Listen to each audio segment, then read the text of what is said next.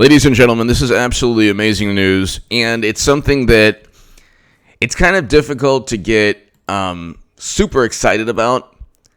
It is amazing news, but it's kind of difficult to get super excited about just because there will be indictments, ladies and gentlemen. That's not hyperbole. People are going to get indicted. When it happens, we don't know. Okay, yeah, Andrew McCabe and James Comey got out of legal repercussions for the time being. That doesn't mean you have the IG that actually recommended charges for both McCabe and Comey. So IG, just type in recommends charging McCabe. Just type that in.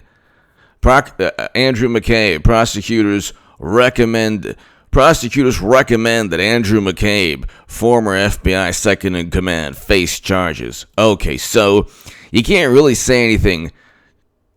I mean, you can say what you like about Michael Horowitz. Definitely not perfect, and in many ways a part of the system by saying, well, Peter Strzok, but there was no prosecutorial bias, just bias among the agents giving the prosecutors evidence. But here, USA Today, federal prosecutors recommend that Andrew McCabe, former FBI second in command, face criminal charge. Okay, it's right there. USA Today.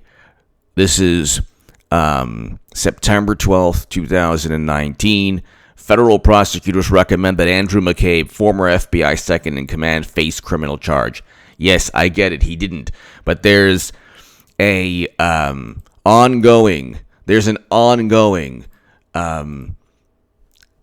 investigation by John Durham. We'll get to. Barr says evidence from Durham investigation is far more troubling than mistakes or sloppiness, meaning he knows that people have been doing this on purpose. He knows President Trump was set up. But we have a situation where really before all of this,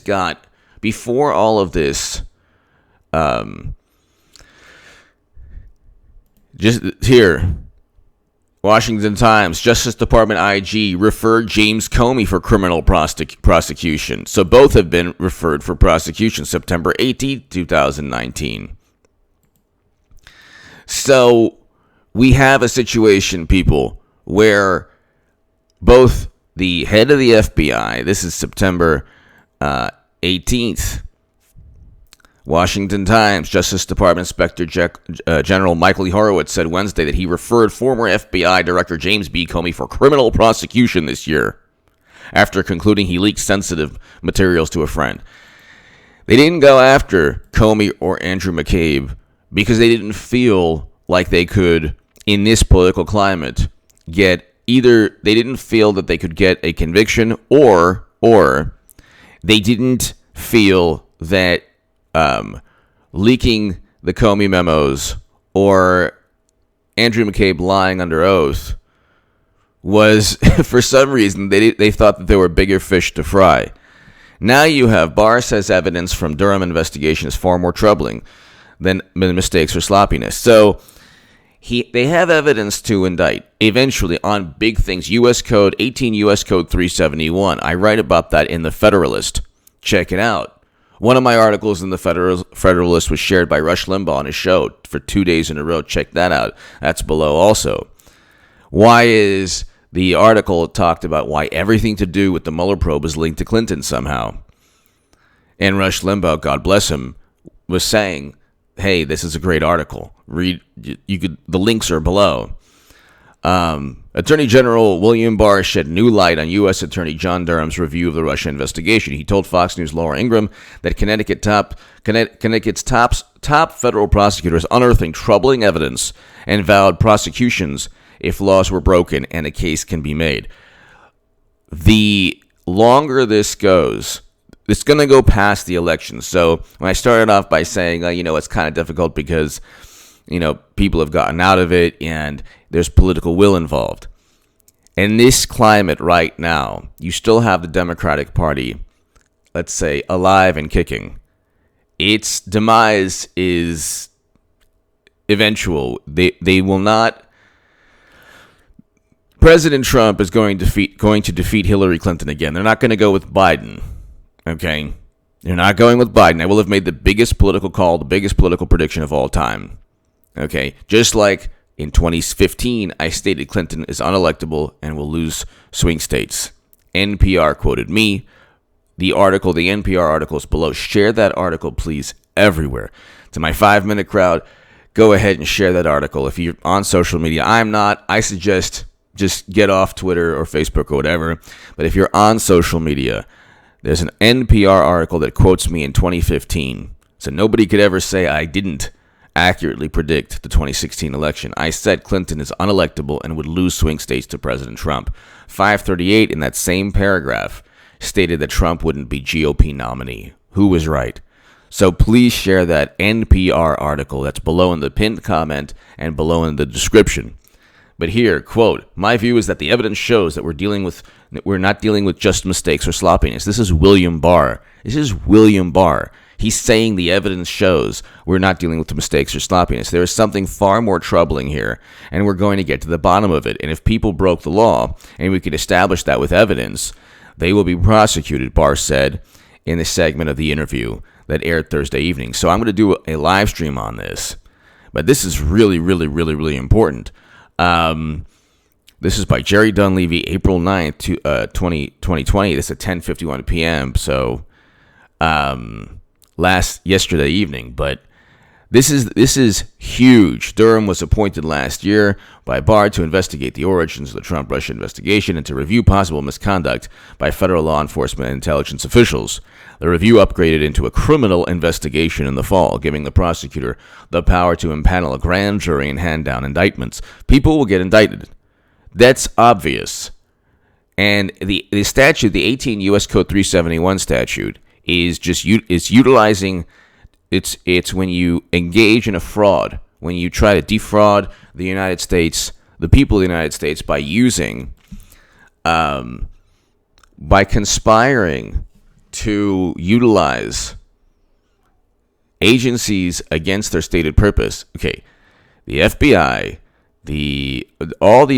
John Brennan, Comey, McCabe, Clapper, the United States intelligence agencies are not meant to investigate incoming political candidates. That is not their goal. That is, even if the DNC was hacked, that is not national security. The DNC is a private entity. We learned that from the DNC fraud lawsuit that Jared Beck, Elizabeth Beck, and Nico House waged. Okay? The DNC is not, I repeat, not a part of the United States government. It is a private entity. The DNC is a private entity. So you cannot say that this is national security. Just like when they say, well, people in Wisconsin, they helped American democracy. No, they didn't. The Democratic primary in Wisconsin, just like the primary in Florida, in Arizona, and Illinois, is not American democracy. These are all primaries that could have been postponed. They chose not to postpone these primaries. And if you want to say, well, Wisconsin, there was an issue with the ballots, fine. Why didn't they postpone Illinois or Arizona or the Florida primary?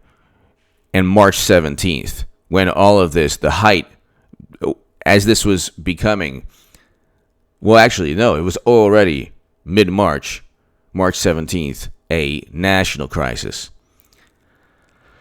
So when this had already become a national crisis, they refused to postpone their primaries. You're talking about a political party that was even, two operatives were forced to resign in disgrace in 2016 for literally fomenting violence at Trump rallies. Okay, CNN even reported that. This was a Veritas video. Okay. Debbie Wasserman Schultz that same year was forced to resign in disgrace. The DNC emails showed that Bernie was not only cheated, that they tried to utilize his religion against him. They stopped at nothing. And then you have media going to dinners with the campaign. Then you have friendly journalists in the campaign emails that they're like. So this is a political machine, and the machine is just always proven wrong. But the machine had people like Comey, Strzok, McCabe, Clapper, Brennan, Kleinsmith, all of these people that were utilized the United States government against President Trump. They fell back on plausible deniability, and they said, gosh, this dossier that Clinton purchased, it's raw intelligence, okay? They never, when President Trump says something, even if it's like something very benign, like, oh, this is the best economy we've ever had, they fact check. It's not the best economy. We've had a better economy. This is before the calamity we faced as a country. We had an amazing economy, record low unemployment, household median income up, stock market record highs. He would say something like, oh, this is the best economy we've ever had. And they'll fact check. No, it's not true. It's not true. Hey, Trump without evidence says that it's the best economy. No.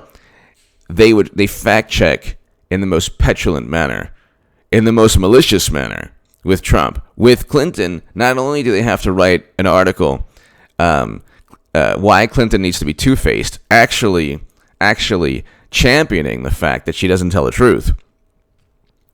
But when it was the dossier being used against Trump, it was,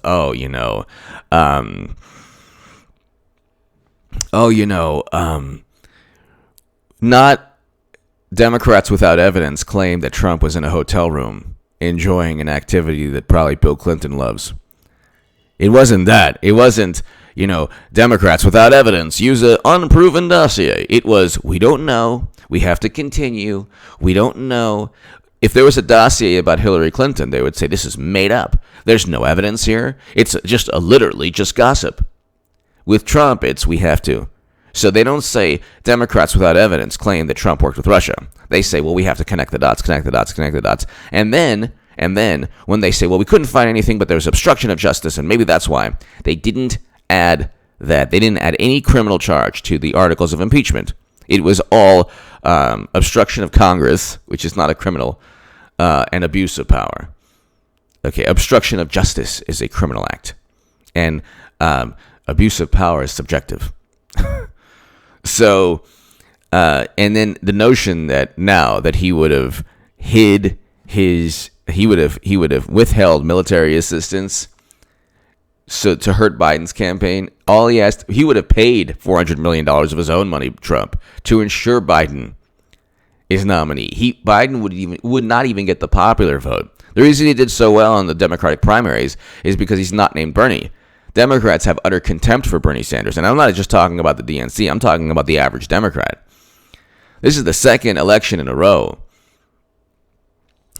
Bernie actually had a chance in 2016, but he spent 4 years building a movement that is now a giant bowel movement. People risk their lives, okay, to get, to just be stuck in rain and getting pelted by hail in Wisconsin to vote against Bernie Sanders, okay? And they didn't have to. People did not have to. I love the way that the media is like, well, they had a choice between American democracy and their health. No, there's no choice. Democrats, at the end of the day, aren't taking this. If this is a serious crisis, you don't vote. Okay, it is serious, but if the Democratic Party is so worried about reopening the economy, then they tell people do not vote in the primary. So they're putting their own primary over reopening the economy. If this is a situation where, my God, it's so contagious, my God, then you don't tell people to vote. You say, you know what, don't risk your lives. But they're all over the place, Democrats. This was the fourth primary. But anyway, special counsel, DOJ Inspector General Michael Horowitz's lengthy December report criticized Justice Department and FBI for at least 17 significant errors and omissions related to the Foreign Intelligence Surveillance Act warrant. All of this, ladies and gentlemen, FBI lawyer Kevin Kleinsmith, who altered a document in the Page FISA filings, is the only person publicly known to be under criminal investigation by Durham. So Kevin Kleinsmith is under criminal investigation, but you better believe that Comey and Strzok McCabe, they're all under criminal investigation because they're all part of this. The Justice Department told FISA a court it believed the final 2 of the 4 FISA warrants were not valid. FBI Director Christopher Wray agreed there had been at least some illegal surveillance and said he was working to claw back the FISA information. Oh, gee. This is going to be beyond the director of the FBI, or the director of the FBI is just also pretending and playing along. And once Barr really demands the hammer be brought down, after this is all political will. This is all political will.